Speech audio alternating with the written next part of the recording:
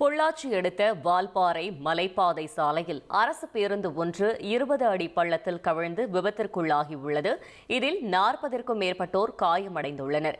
இதுகுறித்த கூடுதல் தகவல்களை செய்தியாளர் நடேசன் வழங்கிட கேட்கலாம். நடேசன், வணக்கம். இந்த விபத்து தொடர்பான மேலும் தகவல்களை சொல்லுங்க. வணக்கம்.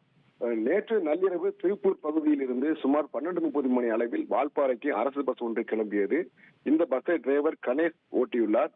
இந்த பஸ் 72 பயணிகளை ஏற்றி வால்பாறை வந்து கொண்டிருந்த போது இன்று அதிகாலை சுமார் 3 மணி அளவில் வால்பாறை அருகே உள்ள கவர்கள் எஸ்டேட் பகுதியில் 33வது கொண்டை ஊசி வளைவில் அரசு பஸ் சென்று கொண்டிருந்த போது திடீரென ஓட்டுநர் கட்டுப்பாட்டை இழந்து 20 அடி பள்ளத்தில் அரசு பஸ் கவிழ்ந்து விபத்து ஏற்பட்டது. இதனால் பஸ்ஸில் இருந்த பயணிகள் கூச்சலிட்டனர்.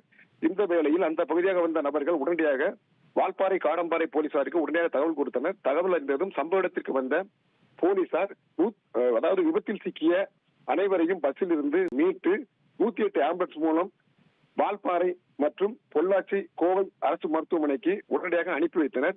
இந்த விபத்தில் கணேசன் மற்றும் சிலருக்கு பலத்த காயம் ஏற்பட்ட நிலையில் தற்போது இந்த விபத்தில் 40க்கும் மேற்பட்டோர் காயம் ஏற்பட்டுள்ளதாக தகவல் கிடைத்துள்ளது. இந்த விபத்து குறித்து அதிகாலையில் மலைப்பாதையில் வந்த பஸ் 20 அடி பள்ளத்தில் கவிழ்ந்த காரணம் என்ன என்பது குறித்து சம்பவ இடத்தில் வால்பாறை மற்றும் காடம்பாறை போலீசார் தொடர்ந்து தீவிர விசாரணை மேற்கொண்டு வருகின்றனர்.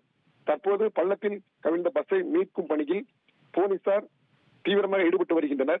அதிகாலையில் பஸ் மலைப்பகுதியில் பள்ளத்தில் பாய்ந்து 40க்கும் மேற்பட்டோர் காயமடைந்த சம்பவம் வால்பாறை பகுதியில் பெரும் பரபரப்பை ஏற்படுத்தியுள்ளது. தகவல்களுக்கு நன்றி நடேசன்.